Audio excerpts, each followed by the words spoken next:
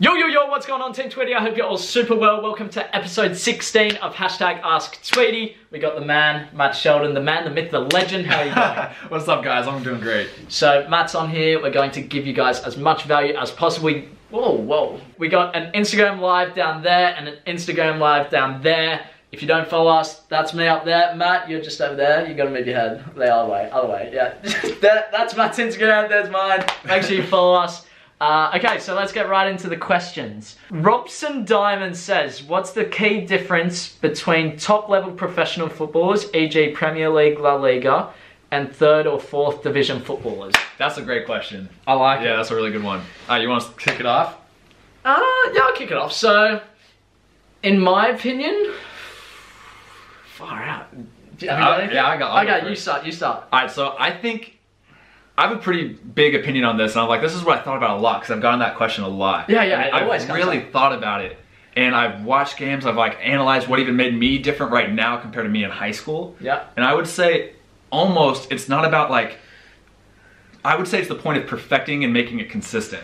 So when you're dribbling or when you're receiving a ball, when you're younger or you're a 3rd or 4th tier or you're an amateur, once in a while you might have a perfect touch, or once in a while you might get that perfect cross or perfect whatever. And then the higher up you go, the consistency of you hitting those perfect balls, those perfect touches gets better and better. Because like, I feel like the difference between me and a Premier League player is that long ball switch or that cross or even receiving a first touch ball, they'll get like, 98% consistency on perfectness. I don't know what the actual rate is, but that'd be interesting. And then me, I'd probably be in like 75%, you know, something like that. Pushing it. Yeah. Probably like, okay, 34%.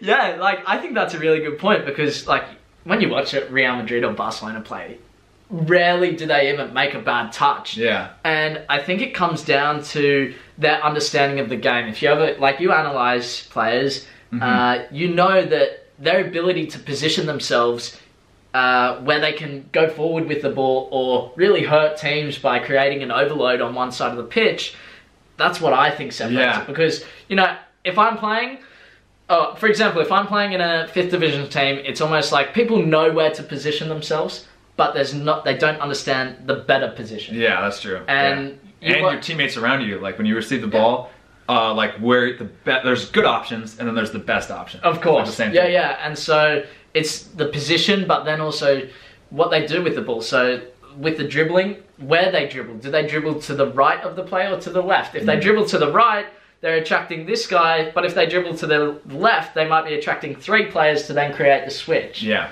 And I feel like there's so much detail that you can go into. Like, yeah, there's tons. And even like speed and quickness. Like, you can play down in the 5th division of a country, 6th division, and players are good and they're fast and they're technical, but they just they don't have every part of the game like really high, and like there's not quick. And then you go up and you come higher and higher and higher, and you play an MLS team, and all those guys, it's like you're running around like, holy crap, like it's hard to... Yeah, so I think that's the biggest difference, and like, It's very small though, like between each tier. Oh yeah. It's very just incremental little differences. But then you go from Premier League to 4th division. Yeah, and it adds up. Zach sends in a question. What could you do while you're injured to improve your football? I'll kick this one off. Yeah, go for it. Because I was injured for 8 months. I had a screw in my foot, had surgery, everything. And to begin with, I think a lot of players, even you, like anyone really, if you're injured, it sucks. But what I did was I thought of the benefits. So I wrote 100 benefits of being injured. So when I'm in my bed, I'm like, I don't even want to play football. But it's not like I don't want to play football anymore. I'm happy to be injured. Like, if that makes any sense. No, 100%. Yeah, and so then I'm not like, oh, I want to play football, Yeah. And then during that time, once I was over it, and recovered a bit, I would start analysing games with my mentor. We would look into different things. So there was a point there where I thought I was bigger than the team. I thought, like, the team is one thing, and then myself. Like, I got to be a good player, I got to perform, everything like that. And he noticed that in me, and he's like, okay, Sheldon, you're going to write 1,000 benefits of being part of a team. I've heard the story. Yeah. It's weird hearing it in person. So I sat down and I would write, I forget how many a week. I think it was like 75 a week. So I'm writing 75, 75, 75, benefit after benefit. And when I came back to football, it's like man, I'm happy to be part of a team. Yeah. Like, this is sick. And I think that's how you can, like, you have to look at where you're weak on your game, whether it's game analysis. You have to look at the things you can do. What would you say? Because you're injured all the time. Okay, this last year, this 1 year. Yeah, so like, I mean, like we just said, I'm injured right now. I have my groin and my hip kind of area. But like you just said in the very first part, how like you almost have to be happy almost. Like one of my friends one of my veteran teammates, Ivan Mirkovic, he kind of just was like, yo, like, you know, this is gonna suck. Like, it sucks being injured. Yeah. But you honestly have to enjoy being injured. And he's like, this is the only way you can get through it. It's like, when you can't train, you have to be like, well, at least I can relax a little bit. Even though it sounds terrible. Like, it might come across the wrong way.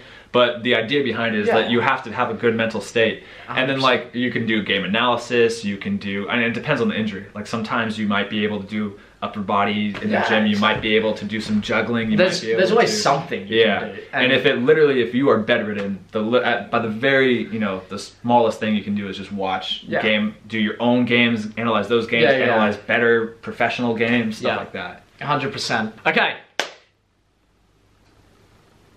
Okay. 2 times. Next question comes in from Aaron Brennan. He says, what is a mentor? He says it a lot. So I go a lot, and you know because you watch my videos, I say mentor a lot, and a lot of people think that a mentor is an agent. Oh, okay. And so they go, I want a mentor. And I'm like, look, it's a different thing. So you do some mentorship as well. So take us through what mentorship is. What is a mentor? Yeah, so I think a mentor, the best, you know, simply put, is just somebody who's been there, done that, or just knows it and can help you along the journey, a similar journey that they've been on or they know. Yep. So clearly put, just like that. Yeah. And then, like, I mean, I know you have a mentor right now. Yep. And then for mentors, even for me right now, so, you know, I have a couple coaches that I still stay in really close contact to all the time. They watch my games, they talk to me about, you know, stuff. Yeah. Because their experience, you know, someone's has already done something that you want to do, you know, and someone's already played there, someone knows more than you. Yeah. And you can't 100%. Be like, oh, I know it all. Yeah. Because you don't. I mean. And I think mentors are different. Like, for me, my mentor, we do game analysis, we do mental stuff, we do, like, he's looked into opportunities for me just because he knew some people that just happened to happen. For you, maybe it might be different. Like, it might just be more focused on the mental side, or like you might have a mentor that just does one thing. And it's just, really, I think it's just about learning from them. And that they're always higher than you. And and then like, I'd say, like, the big mentors even in my life is, like, number one is my dad, honestly. Yeah, sweet. Getting emotional. Shout out to Vlog Dad. Shout out to Vlog Dad, Sheldon. He just in terms of his way, especially because he hasn't played soccer really a day in his life, but he can still be a mentor to me because emotionally, you know, when I would get cut over and over and be like, look, you know, keep doing this, this is why, and help me through that, because he's gone through bad experiences in his life. He's had to push through stuff. Yeah. And then I've had soccer mentors that have been mentoring me since, like, I was 12 and just was a coach that I did one-on-one sessions with, who I still stay in contact. And that guy actually was the reason why, you know, he put me in contact with somebody in Germany. And that's why I went to Germany. Yeah. And so there's tons of mentorships. Yeah. Mentors everywhere. It's not like, there's not like a job though. You go, like, I'm a mentor, and that's it. No, but like, there's a lot. For example, you're a mentor to some players. Yeah. And I like to think that I help some players. I don't specifically call myself a mentor, but, you know, that's how I see it. Yeah, for sure. Cool. So the next question, I guess, would be, is it better to play for a higher soccer team, like in a higher league or higher competition level, and get less playing time for that team? Or is it better to be on that lower division team or lower league team and get more playing time? I love that question. That's a really good question. What would you do? Do you want to start? Yeah, I'll start. Okay, yeah. You seem keen. I mean, I've had so many of these questions, like, over the years of questions and answers, but so I would honestly say that it depends. I know this answer sucks. Like, here we go. But, like, it honestly does. And I've been in situations of both. Like, I've been in both. Okay. Because, like, for instance, I've been on lower level teams and I've been the star. And like, for example, I've been on the B team, as you guys probably know. I've been those of you who know me, but, like, I've been on the lower level teams. I've been the highest goal scorer. I've done captain, you know, MVP, all that stuff. Yeah. But it was the B team, and I always wanted to be on the A team. But I was so frustrated as a kid because I always wanted that higher level. But I think being on the B team, being on the lower level team, and being the star, you know, I got so many touches on the ball. I was in every position. You know, if we were being attacked a ton, I got moved back to center back or defensive center mid. So it involved so much, and I got that leadership role, and I just got basically the opportunity to go wherever I want with the ball. And I got to train so much. However, you're playing with lower competition. You're not improving. The speed of play is slower. So that's not as good. And if you go on the flip side, you know, I've been that training player at Sacramento Republic. And you are the scapegoat of everything, you know? Someone messes up on the other side of the field, they turn to the right back, go, what are you doing?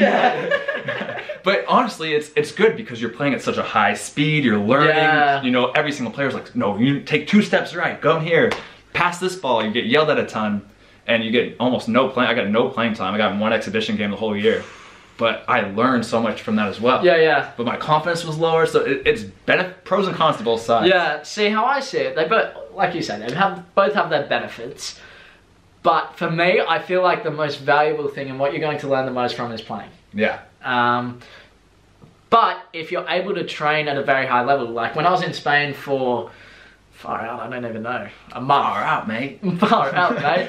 Almost a month and a half or so. And training with those guys, I feel like I've become a much better player.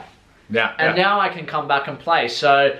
And the speed feels slower now. And I would say, if you're going to play at a high level team and not get much game time, do it for a season. More than a season, you're missing out. You're missing out on that game time. Would you agree? 100%. 169%. At the end of the day, football is football. It's a match. And so you need to be performing in a match, not a training session where people go 60% or 70%. You need to be in competitive matches. So how long were you with a training player at Sacramento? 9 months. So a year. So and then after that year, you went somewhere else. Exactly. Then I actually went to the German team, which was lower. The standard of play was lower, but I was played every single minute, every single game. I'd say don't spend more than a year. Training because if you play, and it has like an effect on your mental, because if you are that practice player, that training player is at the bottom, and you're getting yelled at so much. I'm sure a ton of you guys have experienced that. Your confidence goes down because it's just impossible to have high confidence when you're not playing in the game. You're not part of the team. They didn't accept you. So it is hard, but the value I got from training with Sacramento Republic for the entire season was amazing. So both have their benefits. Depends on your situation. Perfect. Next question comes in from Shaquille Jr. Shaquille O'Neal. What's the best way to find a team when you have no connections? Hashtag ask Tweedie.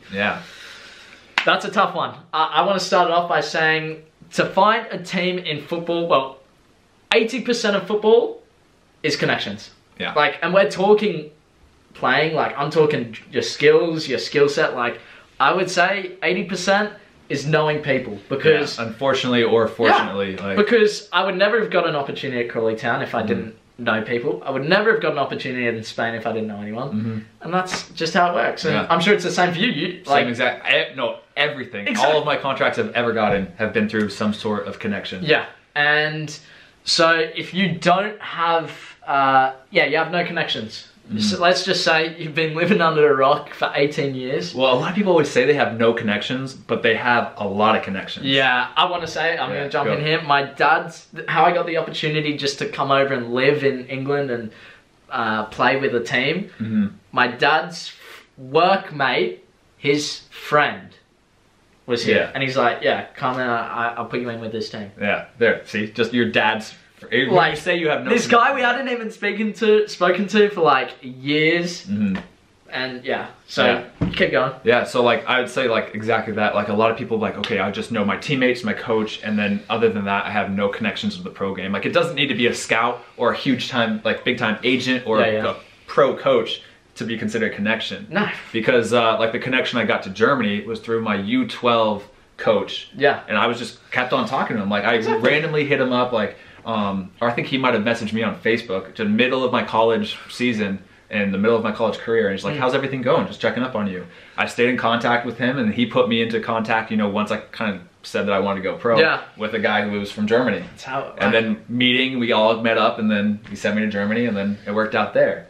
So like you're saying, if you have no connections, you have connections. Yeah. Like everybody knows people. Yeah, and it's really about like just letting what you want to do kind of public, and you kind of have to expose yourself and be like, yeah, I want to play pro. You know, this is my goal. But not by saying, let's just say you're some guy like that I haven't spoken to for a year and say, hey man, you know that scout that you know? Give me his number. Like it's almost like, oh yeah, I'm doing this. Like, just keep it natural, really. Yeah, honestly, and you know, just talking and being like this, I'm going pro, but not being to the point of like, I only want you for something that you can do for me. Exactly. And then I would say too is like, there's always, and it's kind of tough with open trials and open combines and all that stuff, and it's not the best route. But even going and playing and just always constantly being open to meet somebody there, not even to the point of like, oh, that's going to get me a contract at this place, this open trial. Yeah. But I've met people at open combines who have later opened the doors for other trials somewhere else. Yeah, because there's going to be multiple scouts there. And it's hard to say like how to build connections, because it's almost like saying like, okay, how do I build like friends? And it's very difficult, because it's like I don't even know how to explain it. But I would say another big thing is, you know, I don't even know. I was trying to really think of a good way to answer this succinctly. Yeah, it's tough. I think what you're trying to say is basically, like, I can't even say it, but like, have friends, have people you know, don't exploit them. Yeah. And, you know, something might come of it. Yeah, and that's the other thing too with connections, is like you might have 100 connections and one opportunity might pan out. So don't put all your eggs in one. We showed you this the other night. Where you don't want to be like, okay, I know one guy who says he can take me to Germany. I'm on it. Yeah, you don't put all your eggs and be like, okay, and then any other stuff that comes up, you're like, oh, too bad, going to Germany. Yeah. You should have to really be like, okay, well, this guy says, you know, maybe could have something in Germany. This guy says, okay, that something in Iceland. I'm talking to a coach's friend of a friend who's maybe wants me to train with him for a day. You know, this scout said I was good, but he wants me to see me in this game. So explore every opportunity and plant as many little seeds everywhere. Yeah, and then try and visit them all if possible. Exactly. It's like having like 20 different girlfriends, and you want to keep them all happy, and you don't know which one's going to be your wife, which I don't do. Maybe she's not going to be happy. Maybe no. I only have one girlfriend. It's an analogy. All right, well, we'll believe you, I guess. Yeah. Awkward, mate. Is Vinny on this live? Probably not. No, I only got one girlfriend, and she's the love of my life. Sweet. Alright guys, so that's going to conclude this hashtag Ask Tweedie. If you want to see more questions, the second part of this video, go over to Matt's channel. Yeah. Oh no, there's not a link. But the link will be in the description to that video. Make sure you go and check it out. I can't wait for that one. There's going to be even more detail, more value, everything. So look forward to seeing you there. Great to be in this Ask Tweedie episode. Hey, peace. Oh, I don't say that. That's not my That's mine. Bye. Peace.